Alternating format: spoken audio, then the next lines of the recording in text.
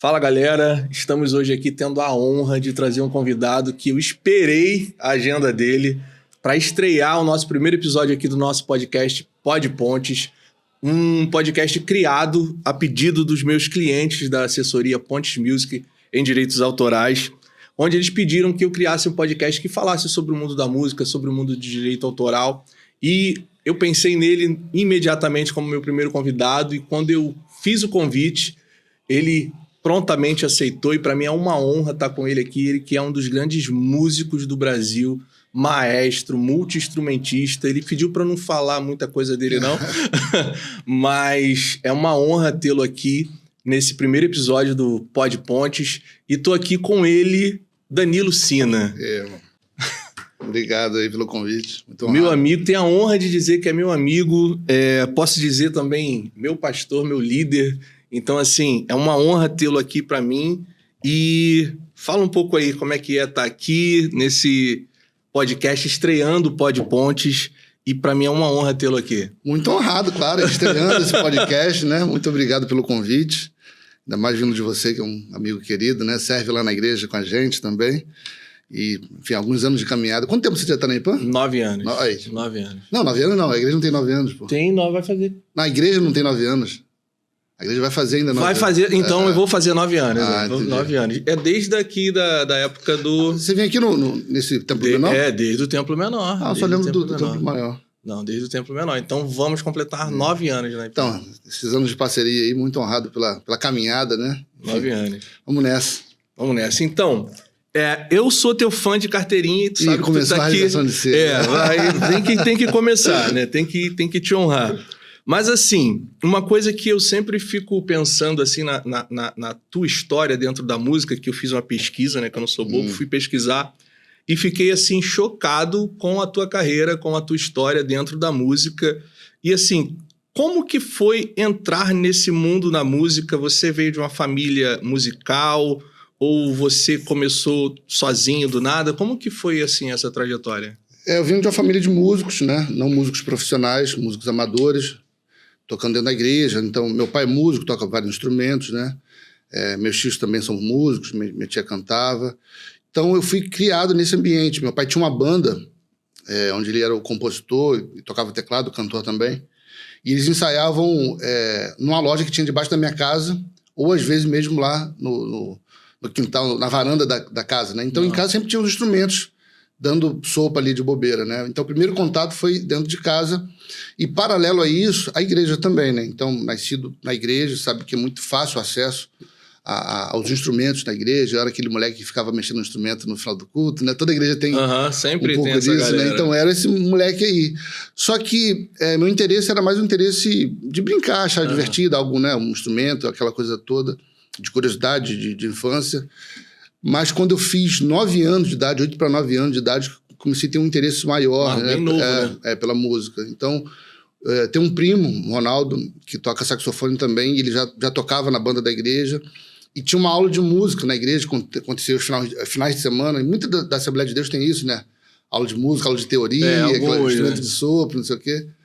E aí ele falou, cara, vamos lá na aula de música um dia. Eu falei, tava de bobeira, vou lá, eu curti. E aí, cara, nessa primeira aula que eu tive, já foi maravilhoso, assim, para mim, né? Enfim, embora eu não tenha pego no instrumento ali, mas já foi um conectar naquele ambiente de música, de gente estudando música. E eu falei, cara, acho que é isso que eu quero fazer para o resto da minha vida. Interessante que eu decidi que ia ser músico profissional já nesses primeiros meses. Idade ali. Eu não sabia o que era músico profissional, viver de música. Eu só sabia que era algo tão legal para mim que eu falei assim, eu quero fazer isso pro resto da minha vida. Então, no início, né, tocando ali na igreja, eu falava que ia ser música, meu pai achava, que bonitinho, né, vai ser música, sei o quê.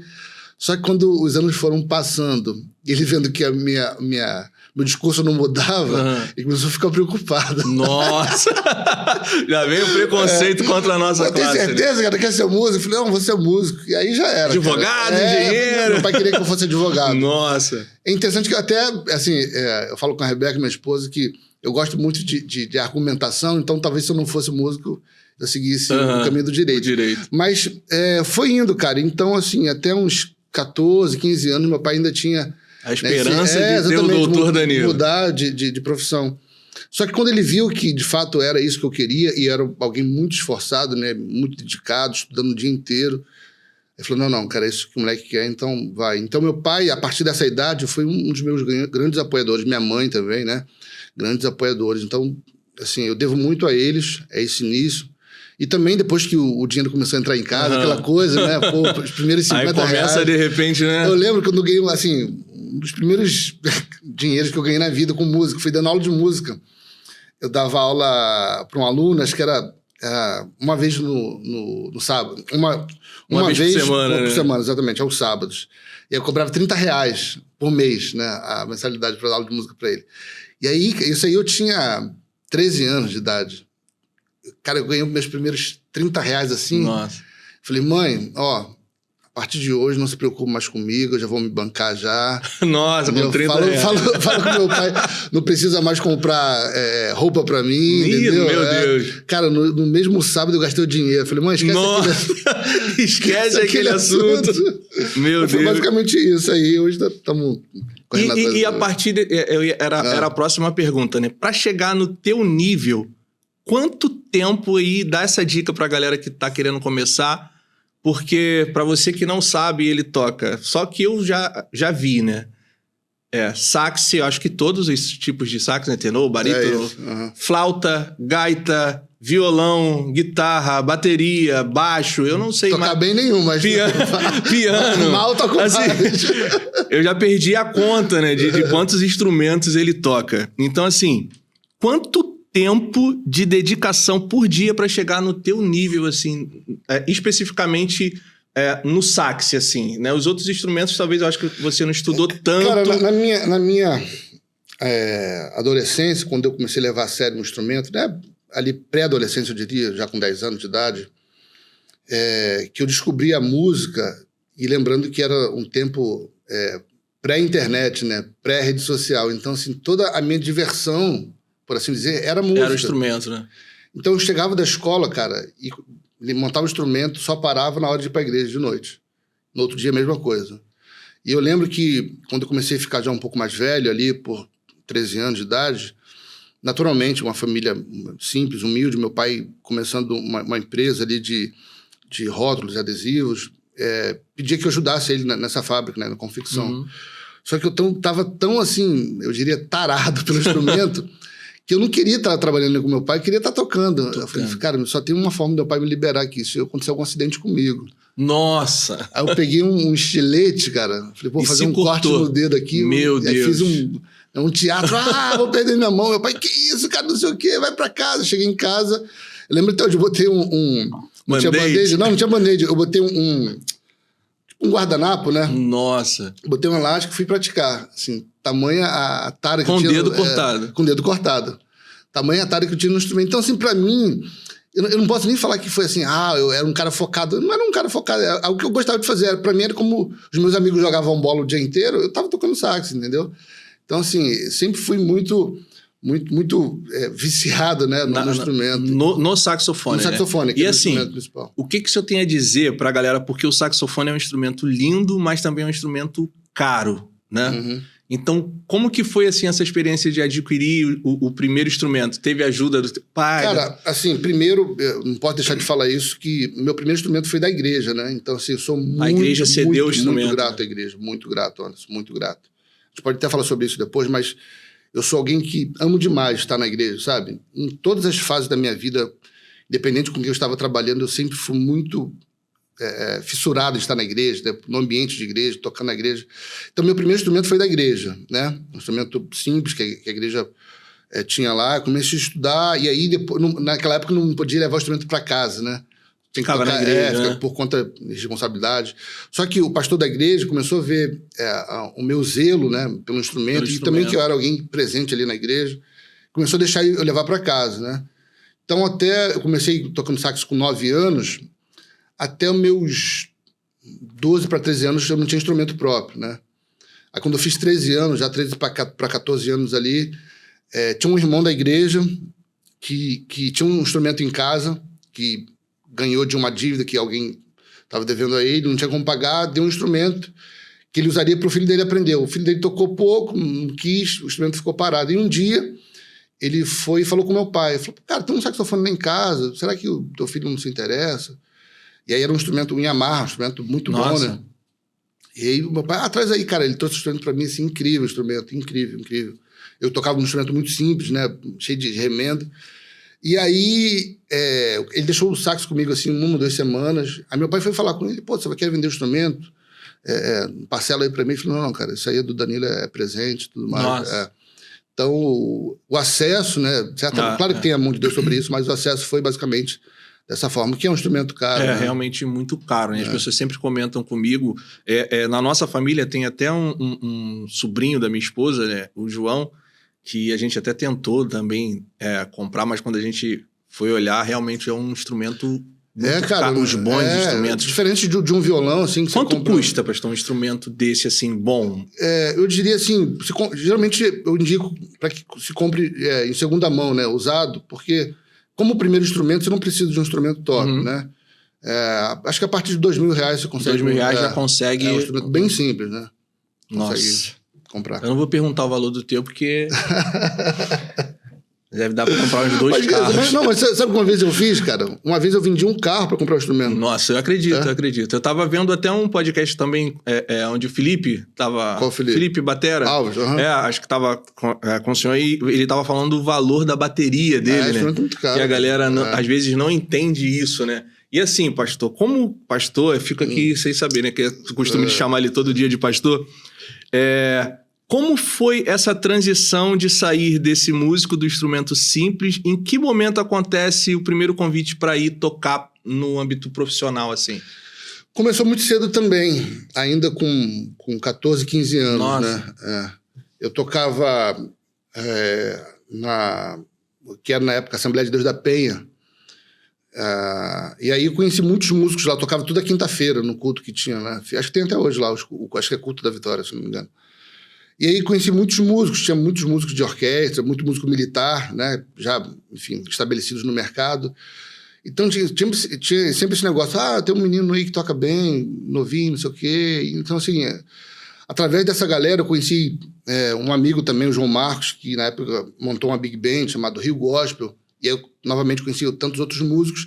E aquela coisa, você sempre tá perto de músico, uma hora a bola fica quicando, não tem ninguém. Já ligaram pra Deus e o mundo, não tem ninguém. Você tem esse moleque aí. Vai lá. Aí você faz um trabalho, né? Pelo menos ok. Chamaram sub, né? Vai de sub, exatamente. Né? Você não atrapalha muito. Fala, deixa o moleque aí, pelo menos ele tem disponibilidade. Aí faz contato com um, com o outro.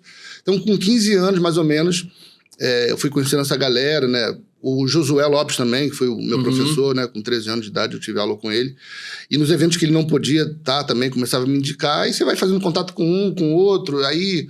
O cara que sempre toca já não pode mais porque está indo do trabalho, aí você acaba ficando. Entendeu? Aí vai indo, foi basicamente isso. Mas com 15 anos de idade comecei a ganhar E a partir dos 15, com quem foi a primeira banda profissional? Assim, eu comecei tocando baile de terceira idade, não sei se você já viu. Tem muito isso aqui no Rio, acho que pelo Brasil inteiro tem, mas muito aqui no Rio, que é o baile de terceira idade, que é os senhores, né, da terceira idade que ia fazer um baile dançante. Alugam os salões, os clubes, exatamente. Né? Muito de tarde, assim, né? Ou no início da noite, nada muito tarde. Então, comecei a tocar com 15 anos nesses bailes da vida. Então, eu aprendi muito, porque lá você tocava de tudo, né? Todos os estilos. A música nova que estava na rádio, antiga, samba, bolero, rock, bossa nova, jazz, tudo. Então, isso me deu muita experiência, né? Em estar tocando vários estilos. E outra coisa, não tinha ensaio. Era chegar, abrir as partituras e ler bem. Não dava pra chegar ali... Não. Eu exercitei muito a leitura nesses bailes, né? Nessas bandas de baile. Comecei a tocar nessas bandas. Aí uma coisa leva a outra. Aí quando eu fiz 16 anos para 17, eu comecei... Tava muito em alta o pagode aqui no Rio, né? Tava um estouro de pagode. E toda banda que começava a ter uma estrutura melhor, colocava um saxofonista, né? Então aqui no Rio tinha muitas bandas. Tinha o metal, né? Às vezes não tinha o naipe completo, mas um sax tocasse flauta e, enfim... Aí tinha muitas dessas bandas aqui no Rio, quando eu tinha aí meus 16 anos. Aí eu conheci um amigo, cara, que não pôde ir num show, me mandou ir de sub numa banda. Eu fiz um show com essa banda. Aí nessa banda era um show de rádio, que tinha outras bandas, né? Aí nessa banda eu conheci um outro diretor musical, que já trabalhava com mais bandas, né? Ele me chamou, eu comecei a tocar com ele, e aí foi uma coisa levando a outra, né? Eu trabalhei um bom tempo com vários artistas do samba e do pagode, muito por conta dessa fase, né? E aí, depois disso, já com 18 anos, eu comecei a tocar com uma banda chamada Boca Louca, que também era de pagode, né? Já era um sucesso no Brasil inteiro, foi a minha primeira vez que eu viajei de avião, né? 17 para 18 anos, aquela coisa, uau, tô realizando um sonho, porque eu vim da comunidade, né? Então, assim, andar de avião para mim... É uma vitória, né? Era muito longe, né? Ainda mais trabalhando, ou seja, eu não estava pagando por aquilo, estavam me pagando. Pago para fazer aquilo que você amava, né? Hoje em dia os músicos falam, pô, tem viagem de avião, naquela época era um sonho, né? Então eu comecei a conhecer o Brasil, aí para essa banda eu conheci todas as capitais do Brasil, assim, coisa de 1 ano e meio, né? Show pra caramba. Após isso, o Josué tocava com o Belo, Josué Lopes tocava com o Belo, ele foi trabalhar com o Djavan e aí me indicou para tocar com o Belo, né? E aí o Belo já tinha 20 anos. Nossa. 20 anos. Já conheci o Prateado, que também é um grande querido amigo, grande produtor. E através do Prateado comecei também a gravar muitos outros artistas. Agora já da primeira prateleira, o Prateado é um super produtor desse gênero. Então todo mundo que o Prateado gravava, produzia, eu acabava gravando. Eu vi um vídeo seu também, acho que bem novo, tocando com a Nana Caymmi. Nana Caymmi. Toquei um projeto. Foi um DVD que a gente gravou, chamado Jobim Jazz. E ela foi uma das convidadas, né? Pô, super cantora. E aí eu já comecei a conhecer outra galera, porque se uma coisa leva a outra. Eu conheci o Marcelo Martins, que também é um grande amigo, né? Referência no instrumento. E aí o Marcelo é um cara que trabalha mais na MPB. Então, isso, assim, até anotei aqui algumas perguntas, porque tem projetos que vocês fizeram juntos, né? Assim, vários projetos, né? A gente tem a Orquestra Atlântica, que é um projeto... E também tem a sua Big Band agora, tem, né? Danilo Lucino Big Band. Exatamente, porque você compõe, produz, né? E ainda tem a banda faz os arranjos de metal, né? Já escreveu até alguns arranjos de metal para algumas composições minhas, que ficaram extraordinários. E assim, como que é transitar nessa confusão toda de ser o compositor, ser o cara que escreve o arranjo, ser o cara que tem que executar as músicas do show? Você também fazia parte do Ídolos, né? Se eu não me engano. The Voice. The Voice. E fazia o arranjo de metais também, né? Pra Globo. Como é dar conta de tudo isso com tanta excelência, assim? Como que Cara, que assim, eu volto novamente no assunto inicial. Uma coisa chamada igreja. Na igreja onde eu participava, né? Meu pai é pastor, então, assim, a gente iniciou muitas igrejas, né? E eu sempre com ele. Ali você tem que fazer de tudo. Então, assim, quando eu assumi a música, eu basicamente tinha que ensinar os músicos a tocarem os seus respectivos instrumentos, entendeu? Porque eram gente voluntária ali, que estavam servindo na igreja. Mas você tinha professor ou sempre foi autodidata? Assim, não, autodidata. Nossa. Então, por exemplo, eu tocava meu instrumento principal, o saxofone. Embora eu tenha começado no teclado, foi meu primeiro instrumento. Mas o instrumento que eu me dediquei mais foi o saxofone. Só que não dá para tocar saxofone só na igreja, sem nenhum acompanhamento. Então eu tinha que tocar teclado, né? Então, para ajudar meu pai na igreja, eu tocava o teclado. E aí, eu acabava meio que ajudando ali a galera a fazer um arranjo vocal, repertório. Não, a bateria não é isso, não. É assim, aquela coisa toda, né? É outra virada. Não, baixista, não é essa nota, não. Então, você vai aprendendo aquilo ali, né?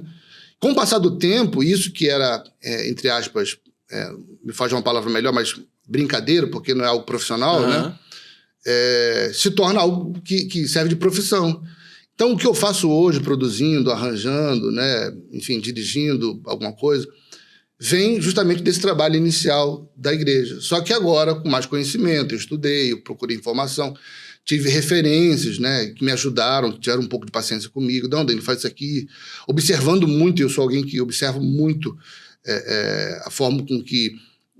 de uma forma geral, eu olho muito sempre para figuras de liderança, independente de onde esteja, seja em um contexto musical ou não, na igreja ou fora. Eu gosto muito de olhar isso, eu gosto muito de aprender. Sobretudo dentro da música. Então, eu aprendi com muitos dos produtores que eu trabalhava. Olha, conduz dessa forma. Olha, pô, legal, isso aqui é legal. Pô, isso aqui acho que não é tão legal. Outras coisas que eu achava interessantes, mas talvez não dessem certo no meu contexto, e adaptando. Então, basicamente foi isso. Uma evolução daquilo que eu fazia na igreja, né?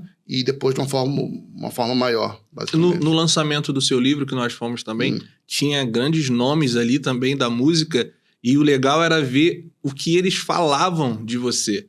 E você falando que procurou eles, né, para estudar, e de repente você via os caras que, tipo, eram os grandes nomes, te colocando no mesmo nível, até agora num nível superior ao deles. Como que é isso, assim, pra você como músico, assim? Assim, eu sei que a gente vive num tempo hoje, Anderson, de relações moldadas por interesse, né? É claro que toda relação, ela pode estar, de certa forma, ligado a um interesse, inicialmente, né? Mas não interesseiro. Não sei se você está conseguindo compreender. Com certeza. Eu me aproximo de você porque eu te acho um cara legal, tem interesse na sua companhia, na sua conversa. Então, há um interesse por trás disso. Só que eu não vou com interesse de aproveitamento, de me utilizar do que você tem para muito apenas disso, benefício próprio. Tem muito disso. Então, nesse tempo, o meu interesse era só estar perto dos caras. Eu não queria que eles me chamassem para tocar. Eu não queria que eles me convidassem, me colocassem um lugar para substituí-lo. Eu só queria estar perto, cara. Como eu ficava também, que eu fui criado na música, né? E o meu pai, muitos anos na composição, e eu ficava, eu tô perto do Edson Coelho, eu tô perto do Mário Fernandes. Nossa, esse cara tá aqui do meu lado, o Edson Damasceno tá falando comigo. É isso aí. Então, é mais ou menos essa... O meu interesse era isso, só estar perto, cara. Só que o seguinte, uma vez que você tá perto e você é um cara que vai se dedicando, naturalmente... O músico, a sua referência, vai olhando para você, pô, não é que é esperto. Vai evoluindo. E, de certa forma, há uma identificação. Porque, assim, tocar saxofone é algo muito amplo, né?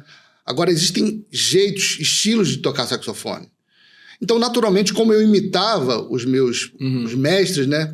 Quando surgia um trabalho que eles não podiam estar, naturalmente, eles colocariam alguém que se parece com ele, entendeu? Com eles. Então, aconteceu muito disso. Os caras estavam trabalhando com Deus e o mundo, cheio de artistas de gravação, pra cima e pra baixo. Acabava chocando uma agenda, entendeu? Pô, tem um Danilo que tá tocando bem e acho que tem um estilo parecido. Então, começou assim, entendeu? Primeiro substituindo eles, mas o meu interesse nunca foi esse, entendeu? Só queria estar perto, aprender. E aconteceu isso. Aí chega um momento que você tá tão próximo que agora eles te convidam pro projeto dele, entendeu? Então, você deixa de ser apenas... um mero aluno, para ser um amigo, um companheiro de trabalho, entendeu? E aí você vai crescendo, aí eu comecei a fazer os meus projetos, eu que não sou bobo, já chamava eles também, entendeu? Tem então que devolver, né? Uma relação, uma caminhada. É muito interessante isso assim, porque só que no mesmo momento que a gente entende e observa esse lance que você está dizendo de tocar com os caras e observar os caras, hoje a gente já percebe que, tipo, hoje no cenário da música brasileira a galera te chama porque tem... a concepção do estilo Danilo Sina, já é uma assinatura. Você acaba desenvolvendo essa linguagem, né? Hoje a tua sonoridade já não é mais aquela... Hoje a galera te busca por causa da tua concepção de som, por causa da harmonia, de tudo que você consegue trazer dentro de um arranjo. Assim. Vira um liquidificador, né? Então, assim, tem aqui o camarada que se parece com laranja, o outro com banana, o outro com abacaxi. Eu gosto de tudo isso.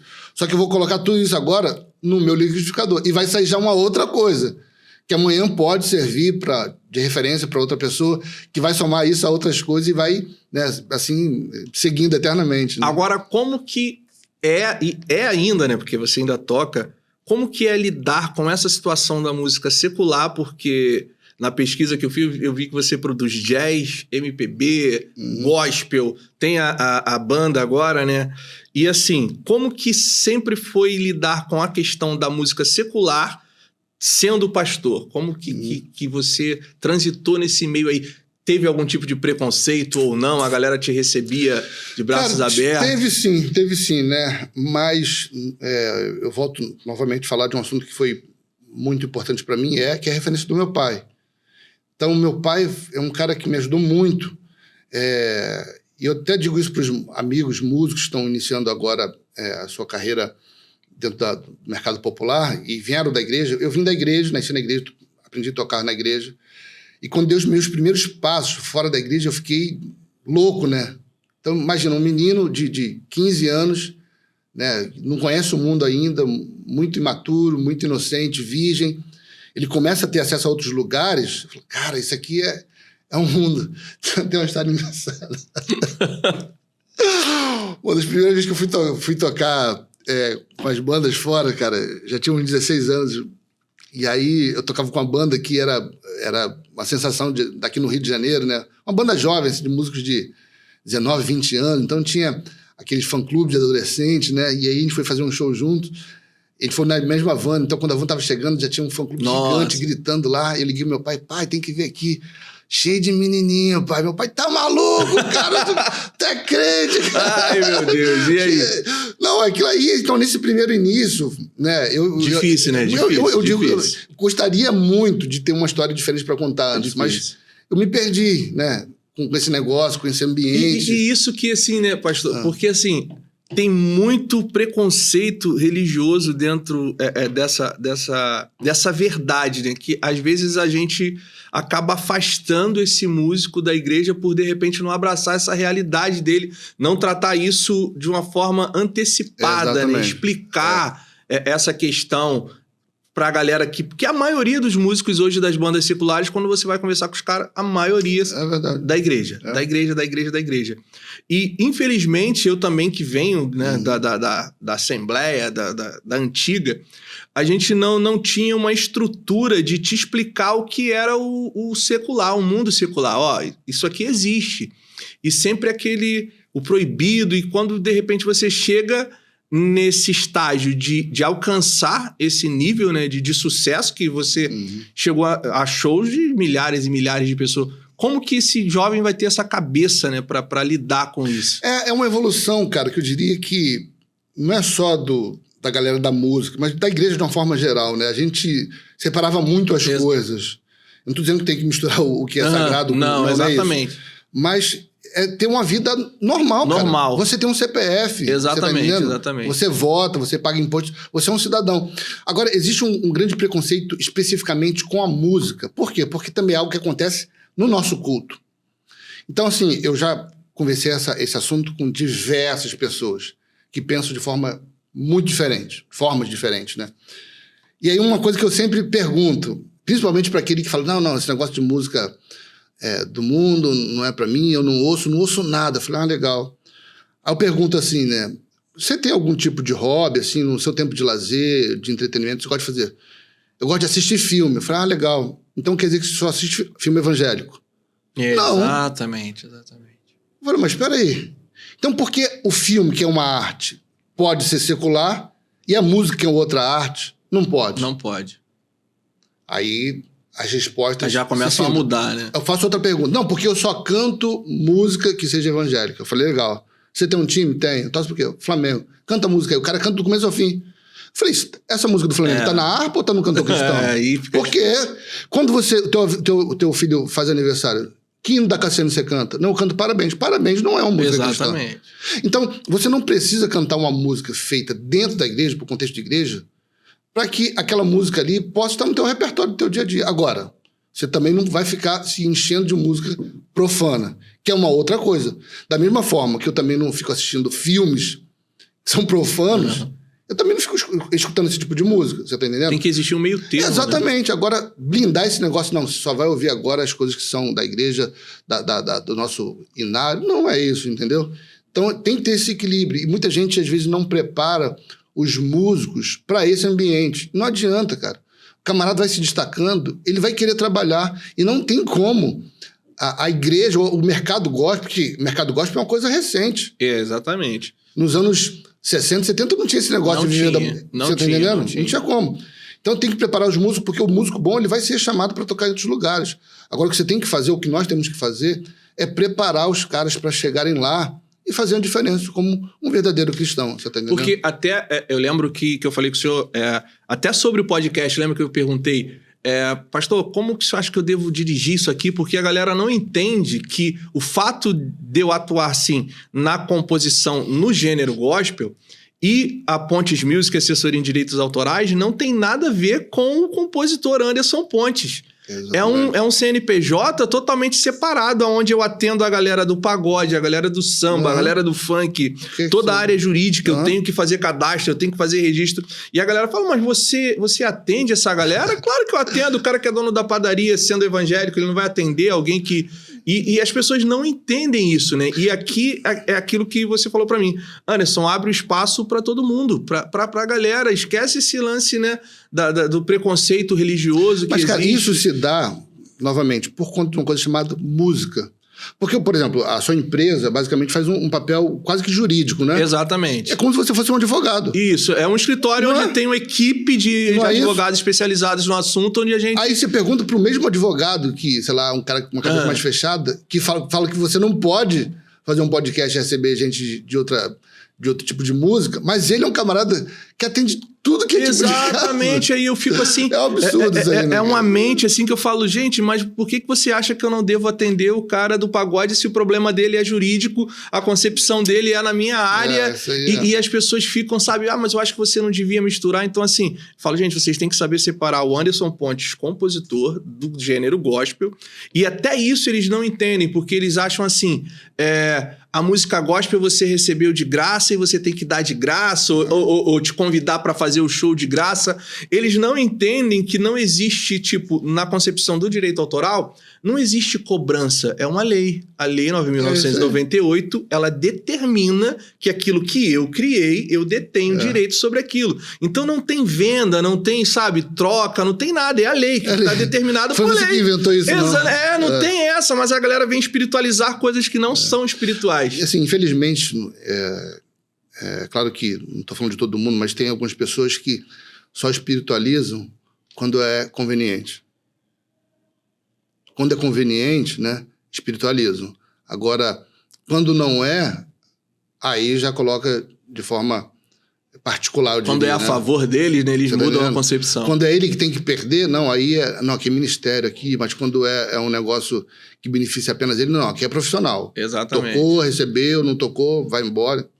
Enfim, E é complicado, né? Vamos trocar de assunto. Vamos trocar de assunto. Falando desse lance do autoral, vamos falar agora um pouco aqui da vida do Danilo Sina autoral. E a gente estava falando antes de gravar aqui, eu já sei que tem mais ou menos uns 2 anos. O senhor falou que não faz levantamento de acervo autoral. Vou fazer, já acabar aqui, já vou te dar os dados. Já. Então, assim, a gente vê muito isso. E não sei se já aconteceu com você, de participar de uma produção e o produtor, o que a gente vê aqui direto, é a galera que participa da produção e quando ele vai... Anderson, procura pra mim o fonograma. E quando a gente vai procurar o fonograma, esse cara não foi inserido. Várias vezes. Já aconteceu comigo com uma grande cantora aqui do Brasil, né? Hoje até fora do Brasil.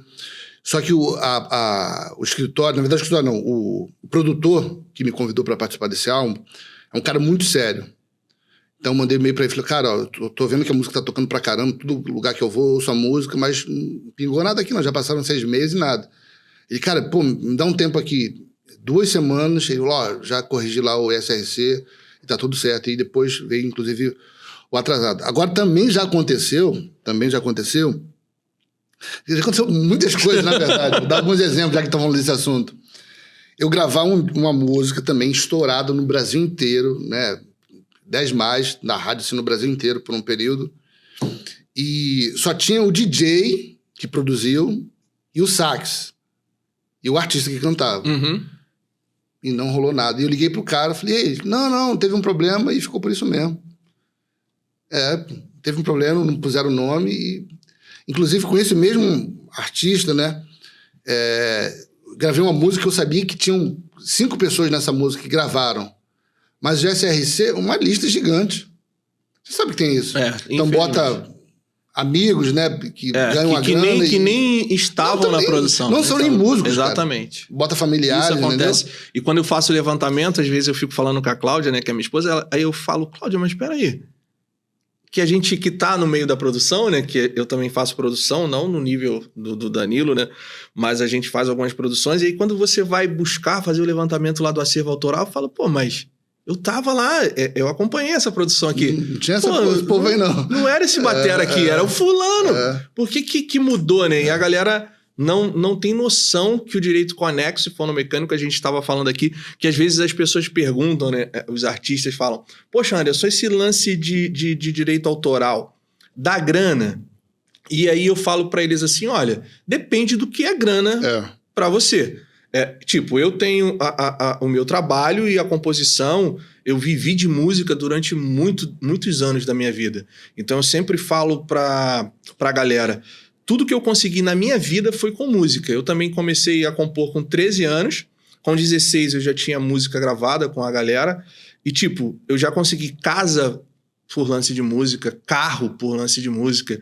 Só que a galera, às vezes, deslumbram assim, também uma coisa de ficar milionário. Tem gente que já ficou milionária com música. No sertanejo eu atendo uma galera que às vezes, né, tem composições que renderam milhões de reais.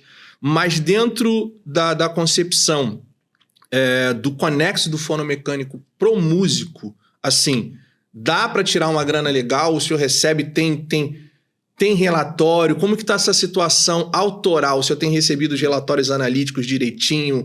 É mensal? É trimestral? As suas composições, por exemplo, o senhor tem recebido do digital? Tem contrato de edição? Como que tá essa situação? Eu sou da Socimpra. Acho que você eu também sou. A gente representa então, a Socimpra aqui cara, no escritório. eu todo mês baixo lá o relatório analítico, né? Sempre estou enxergando. Muitas vezes eu já vi coisas que eu nem lembrava que gravei, que estava lá. Que tava lá. É verdade, cara. Isso é bom, né? Isso ajuda, né? E também até para dar uma checada, porque assim, é claro que não dá para saber de tudo, porque tem coisa que você grava e não sabe se tá tocando bem ou não tá, né? Mas quando eu sei que tá tocando bem, né? Eu vou dar uma conferida lá. Eu faço, dá uma olhada nesse SRC, ver se tá certinho, tá né? tudo certinho. Sempre tô dando uma olhada nisso aí. E em relação às músicas, os meus fonogramas, né, que eu disponibilizo nas plataformas, eu sou ligado à Trattori, que é lá de São Paulo. E também eu sempre tô olhando... Então, mas a Trattori é uma distribuidora. Sim. Aí o senhor tem a consciência de que o digital precisa ter, né, não está determinado na Lei 9.998, mas é uma tratativa entre eles, a bake-off e tudo mais. Então, as suas composições que o senhor lança no digital, tem editora? Não. Então, aí eu tenho uma triste notícia para dar para o senhor só está recebendo 1/4 daquilo que deveria. Pode crer. 3/4 do seu direito autoral está ficando com a Trattori. E se você não for buscar durante 3 anos, ele vai virar retroativo. Olha aí, já vou fazer já.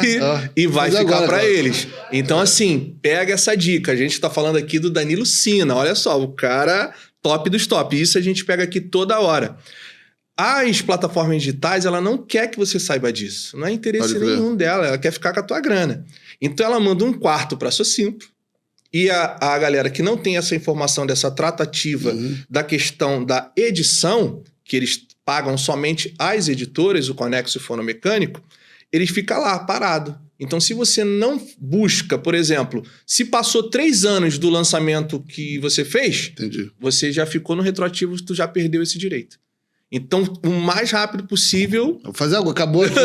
Já vai perdendo os dados aí. O mais rápido possível fazer esse documento para que esses outros 3/4 vai parar na sua conta e, né, depois paga pizza depois do culto. E isso é uma realidade que a gente vê toda hora. E assim, isso é muito complexo porque nessa situação tem milhares e milhares de profissionais na área da música que estão pensando que estão recebendo e outra coisa que eu vou agora até perguntar, já que você falou que sobe pela Trattori. Quando o senhor sobe pela Trattori, você faz o ISRC pela Trattori ou você manda a Socimpro fazer no seu ISRC? Não, faço o meu pela Socimpro. Então, viu? Essa é a forma que a lei determina. A Lei 5.998 é isso. Vai subir música na plataforma digital... Você precisa ter um ISRC licenciado no seu nome. Não permita que outra pessoa faça ISRC no seu lugar, que você vai estar cedendo o seu direito conexo fonomecânico para essa pessoa. Lá tem até a opção, você faz o upload, usar ISRC da... Exatamente, e a galera não entende. Bota aqui mesmo. E vai embora. E aí eu falo com a galera e eles falam assim, não, porque eu tenho o registro da Academia Brasileira de Letras, eu tenho o registro da Biblioteca Nacional. Eu falo, pô, legal, você pode ter 1000 registros desse aí na gaveta que não vai chegar a 1 centavo para você. Mas a galera não entende isso. Mas voltando a falar desse meio do autoral... a gente estava conversando que você disse que uma vez teve até uma grata surpresa, né? Do Conexo. Então, assim, como que foi essa surpresa, assim? Foi em 2011, né? Era na época que eu estava gravando muito pagode com Prateado e, enfim, vários outros produtores do pagode nessa época. E aí, começo de ano, cara, eu percebi que tinha muita coisa que estava tocando muito, né? Hoje em dia eu ouço raríssimas vezes rádio, né? Mas na época ainda eu ouvia muito rádio, assim. E na rua, andando, ouvia muita rádio. E eu tinha muita música que eu sabia que estava tocando, que eu tinha gravado. E aí, acho que 2 álbuns específicos, assim, que eu sabia que estavam tocando muito, que eu fui atrás desses álbuns, porque eu não estava recebendo nada, né? Eu mandei um e-mail para a Socimpro. E aí, a Norma, que me atendeu, não sei se ela trabalha ainda lá, ela falou, cara, você não quer aproveitar para fazer um checklist, assim, de outras coisas que você acha que possa estar rolando? Eu falei, tá bom. Aí mandei todos os dados, mandei discos que eu imaginei que pudessem tocar, embora eu não soubesse exatamente. E ela fez lá um checklist para mim e falou, ó, tem muita coisa retida aqui. Nossa. Eu falei, sério? Eu falei, aí achei que fosse, sei lá, vinho, né, R$500, né? R$300. Né? Passou um mês, no mês seguinte, vi uma grana assim, tomei até um susto. Fui abrir o extrato do banco, né? Falei, novamente o gerente botando um cheque especial aqui, eu uso isso aqui. Era a grana da Socimpro. Falei, caraca, bicho. Por conta de um e-mail que eu mandei para checar as coisas. Porque tem coisas, assim, que, como a gente falou antes aqui, tem gente que faz na maldade o SRC, né? Escuso. Proposital. Mas tem coisa que é um erro mesmo. Às vezes faltou o dado, faltou um AMB, sei lá, um CPF, um nome trocado, isso. Não sei o quê. Eu fiz o levantamento agora de um grande também produtor do gospel, a gente estava falando aqui, eu não vou falar o nome dele, é claro, mas o acervo dele tinha mais de 1.800 fonogramas e tinham quase 400 fonogramas pendentes. Então, tipo, muita coisa. E a galera, às vezes, essa comunicação, né? De tipo, poxa, faz esse levantamento para mim, o levantamento do acervo, porque às vezes você entra no sistema e você vai ver... Eu fiz agora, esse me autoriza a falar, que é do Bispo Edson do Fogo no Pé, e ele me pediu para fazer o levantamento do acervo autoral dele, e mais de 50% do acervo autoral dele estava pendente. Caramba. E com crédito retido. Entendi. Então, tipo assim, aí conseguimos, ele era de uma outra associação. Quanto tempo fica retido? Até quando? Então, válido para resgatar? Para cada situação tem, tipo assim, o YouTube ele vai levar 1 ano e meio agora de retroativo. Você Entendi. consegue recuperar. Plataforma digital 3 anos. Editora, a gente... Ainda a lei está para mudar, mas editora a gente consegue recuperar ainda 5 anos de retroativo. Entendi. Se dentro da tua petição o juiz entender, né, que outro caso, você que tem editora, de repente também tem que estar ligado nisso. A sua editora está prestando conta trimestralmente, está mandando relatório.